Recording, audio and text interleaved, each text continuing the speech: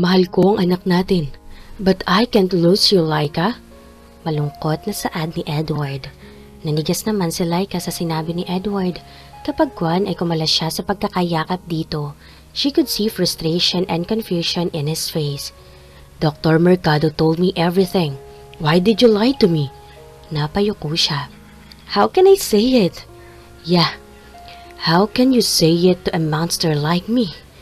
He shook his head and then he held her hands. Hindi ko alam kung anong gagawin. Now, it was her turn to shake her head. You don't have to do anything. He kissed her hands. I don't want to let you go. I can't. Tears were starting to form his eyes again. Bahagyang tumigas ang anyo niya. I'm not letting go of our child either. Matigas na wika ni Lyka. Pinagdikit nito ang mga noo nila. I know, baby, and I love you more for that. I love you both. You and our child are the most beautiful things that have ever happened to me. They did not let go of each other's hands. She just couldn't say it, but she couldn't let go of him too. She felt like screaming. Life was so unfair. Pwede na sila ni Edward ngayon dahil mahal na rin siya nito, ngunit hindi niya magagawang isakripisyo ang buhay ng sarili niyang anak para lamang sa pansarili niyang kaligayahan. Sana ay tumigil ang oras sa pagtakbo. Hawak niya ang kamay ni Edward ng mahigpit na tila ba makakaya niyang pigilin ang oras. Mahal na mahal kita. Hindi ko alam kung paano nangyari pero hawak mo na ngayon ang buhay ko. Iniangat nito ang kamay niya. Hawak na ng mga kamay na ito ang buong pagkatao ko. Siya na ang kusang yumakap dito. Nahiling niyang sana ay may paraan pa. Kung sana lang. Lyka was at the veranda, enjoying the evening air. She couldn't think straight. Bawat dampi ng malamig na hangin ang nagbibigay gaan sa nararamdaman niyang bigat. Hindi tama na ipakita niya kay Edward kung gaano niya ito kamahal. 5 buwan na ang nasa sinapupunan niya. Ibig sabihin, 4 na buwan na lang ang ilalagay niya sa piling nito. And showing him her love would be selfishness on her part. Iiwan din niya ito. Ang dapat niyang gawin ay sanayan nito nang wala siya. It was the painful truth. She would die in 4 months' time and they couldn't do anything about it. It was better for them to get used to that fact now. She had to. Maya-maya ay may yumakap na mga braso sa kanya mula sa likuran. Wala namang ibang yayakap sa kanya kundi si Edward. He buried his face against her shoulder and inhaled her scent. She closed her eyes. How could she think of ways to be apart from him if he was this close? Promise me, we will never give up. Anito. Nagsisimula na namang manikip ang puso niya. She closed her eyes and savored the moment. This moment would stay in her mind and in her heart forever. Napadilat sa Lyka nang bumitiw ito sa kanya at marahan siyang ipihit paharap dito. She tried to look away but he cuffed her face and captured her gaze. She was drowning in his eyes. Walang ibang masasalamin sa mga mata nito kundi sinseridad at determinasyon. Promise me, we won't give up. We won't let fate overcome us. We will fight for our love no matter what. Mabubuhay kayo ng anak natin. That I promise you. Edward, I'm gonna die. No, don't say that. I'll be sad if I'm going to let you die without doing anything. You will live. And don't you ever say that you're gonna die. Tumigas ng bahagya ang anyo nito at muling napuno ng determinasyon. Edward, muling dumaloy ang kanyang mga luha. We're going to talk to Dr. Mercado tomorrow. We'll take whatever chances we've got. Kahit gaano man kaliit iyon. If she turns us down, then we're going to ask for a second opinion. We can have the best doctors in the country or even abroad. He was crying now. Higit pa marahil sa ginagawa niyang pag-iyak, she believed him. She had all the reasons in the world to give up, but his eyes told her a different story. His eyes gave her so much hope. Kung hindi lang sana sinabi ni Edward na mahal siya nito ay hindi sana magiging komplikado ang lahat. she would die peacefully and contentedly. Pero ngayong alam na niya na mahal siya nito ay hindi niya maiwasang umasa. She wanted to live. She didn't want to leave him and their child. She wanted to be with them. Just like what he told her, they would take whatever chances they've got. I love you, Edward. And I will fight for our family no matter what. Hindi ko kayo iiwan ng anak natin. Nakangiti siya kahit tuloy-tuloy sa pagtulo ang mga luha niya.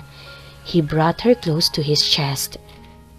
I love you too, and I'm not letting go of you.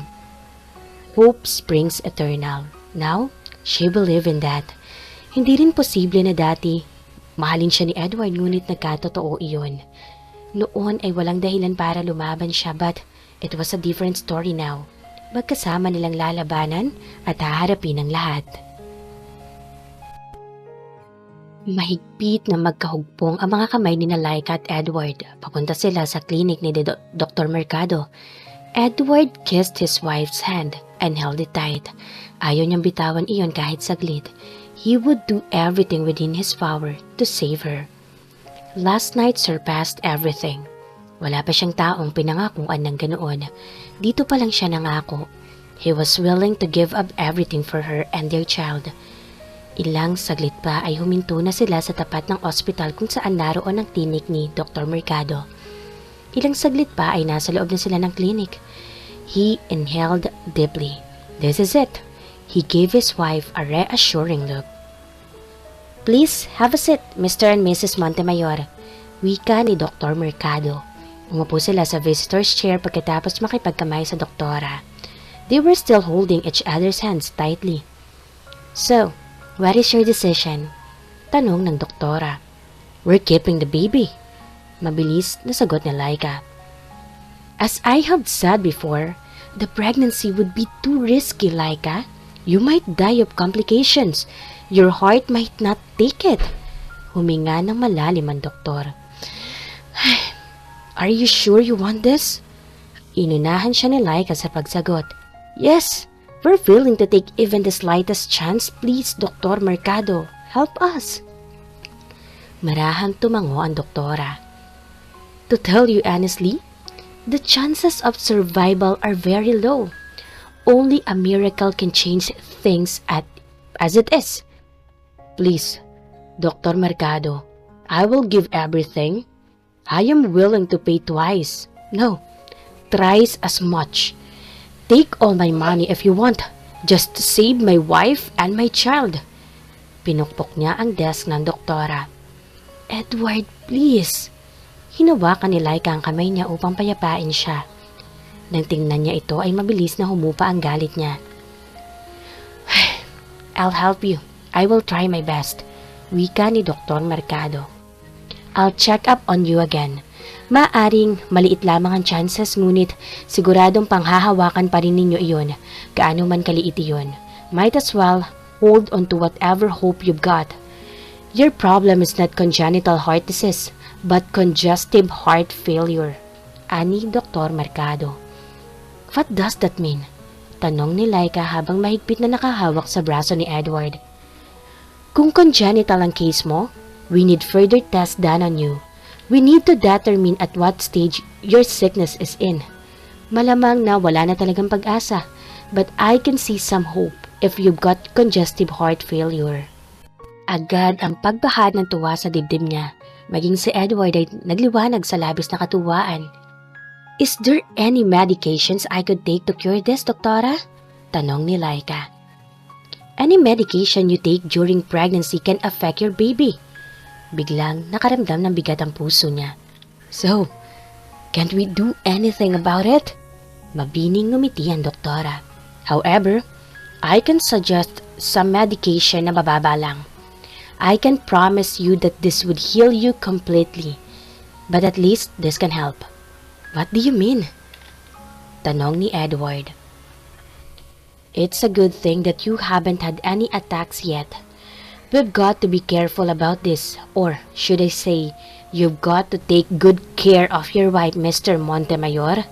I will give you pointers on how to avoid attacks. She paused for a while. Our chances of success are improving. Marami kang dapat iwasang mga bagay, Lyka. Kung hindi ka pa rin magkakaroon ng mild attack hanggang sa bago ka manganak, maaaring makaligtas kayo ng anak mo, but then again, I'm not giving you 100% assurance. We will take whatever chances we've got. Punong-puno ng pag-asa ang tinig at mukha ni Edward. He kissed her hand and smiled at her. She smiled back at him. Marami pang sinabi ang doktor, mga payo tungkol sa kalagayan niya. Edward was so serious about it. He even took down notes. There might still be a chance for them.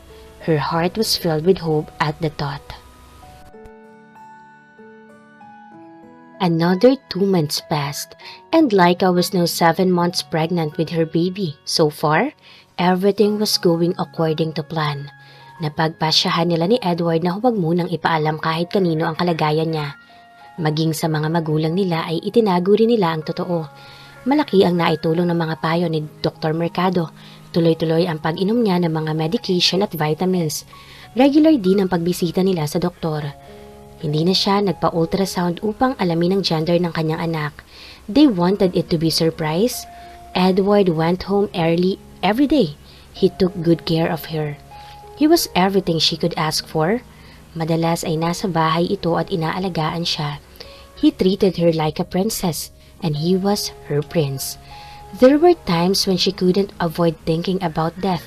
Despite everything they did, the fact still remained that she could die in 2 months' time. The hands of time were moving faster. Ayaw niyang lubusang umasa, ngunit kabaliktaran ang nangyayari kapag nakatitig siya sa mga mata ni Edward. She could actually hope for a better future with him around. His eyes gave her the promise of a better tomorrow and a bright future with him. She wanted to spend every day with him beside her. One day, they went to the beach. It was a private beach resort in San Miguel, which was owned by Edward's parents. He brought her there one afternoon. 5:00 na ng hapon kaya hindi na mainit ang sikat ng araw. She lay on the blanket on the sand while her husband flew a kite. She didn't know that flying a kite on the beach was even possible until now. Lumingon si Edward sa kanya at kinawayan siya. She could see him smiling from a distance. She waved back at her. "Come here, love! I'll teach you how to fly a kite!" He shouted so she could hear him. Umiling siya. "Ikaw na lang! Manonood na lang ako!" She shouted back at him. "I love you, Lyka." She giggled involuntarily. "I love you too." She could never be happier. Ilang saglit pa ay nakita niya itong tumatakbo palapit sa kanya. Nang makalapit ito ay kinintalan siya nito ng halik sa mga labi. "I'm hungry, love. Let's eat." Yaya nito sa kanya. "Okay, ihahanda." "No, love. I'll be the one to prepare our meal." Putol nito sa kanya sabay kindat. He earnestly prepared their food. Inalabas nito ang lahat ng laman ng picnic basket at mabilisang inihain. Napapalakpak siya sa dami ng mga pagkain. Everything looked yummy. Most of it was fruits and vegetables. "Love, tataba ako nito." Kunwari ay reklamo ni Lyka, ngumiti naman si Edward. "Don't worry, love. I'd still love you kahit maging kasing lapad ka pa ng refrigerator." Bola. Ang lakas ng tawa nito. "I'm telling you the truth, love." Dumukwang ito at hinilot ang noon niya upang alisin ang gatlaroon. Napangiti siya.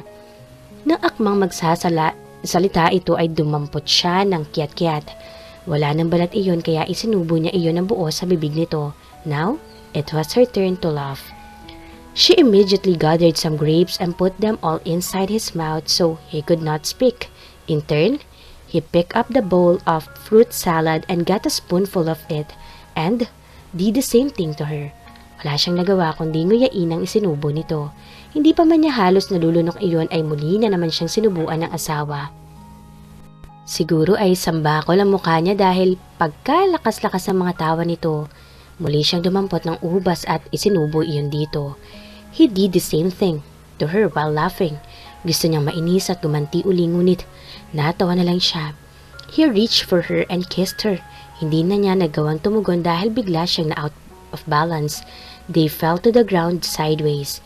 Nanatili lamang silang nakahiga at nakatagilid, looking into each other's eyes. He traced the contours of her face. "I wish we could stay like this forever." She held his face, her throat constricted with sudden emotion. "Hindi naman pwedeng nandito lang tayo habang buhay. Paano kung umulan?" She tried to crack a joke. He smiled. "We'll be together forever, Lyka Montemayor. That I promise you." He kissed her hands. Right then and there, she felt like bursting into tears. She wanted to believe that they could be together forever. "Mahal kita, Edward Montemayor. Whatever happens, I will always love you." Bumangon ito at tumayo. Inilahad nito ang kamay sa harap niya. She reached for it, and as soon as she was on her feet, she hugged her. "Walang mangyayari sa'yo, Lyka. Walang mangyayari sa inyo ng anak natin." She wished that time would stand still. His arms promised her safe haven. The warmth he gave brought her the highest comfort she could ever wish for. Lyka was busy preparing dinner. Isang oras na lang at darating na ang mga magulang nila ni Edward. She invited them over for dinner. Hindi alam ni Edward ang ginawa niya. She wanted to surprise him. Tiyak na mauunang dumating ang mama at papa niya dahil sa karatig bayan lamang nakatira mga ito, hindi gaya ng mga magulang ni Edward. Isa pa, namimiss na rin naman niya mga magulang niya. Halos ilang buwan na rin silang hindi nagpapangita. She was almost 9 months pregnant with her baby. "Ma'am Lyka, parang may malaking okasyon na." Puna ng isang kasambahay na katulong nila ni Yaya Milagro sa paghahanda. "Oo nga, ma'am." Segunda ng isa pa. "Darating sina mama at papa, pati sina mami at daddy." Maiksing paliwanag niya habang inilalagay sa serving plate ang mga ulam. "Akala ko po kasi..." Akala mo ano?" Curious na tanong niya. "Akala ko po anniversary ninyo ni sir." Tila nahihiyang sabi nito. "Naku, kayo talaga. Umiral na naman yung pagkamaritas ninyo." Sawata ni Yaya Milagro sa mga ito. Napaisip siya ng malalim. Tama, anniversary nga nila ni Edward.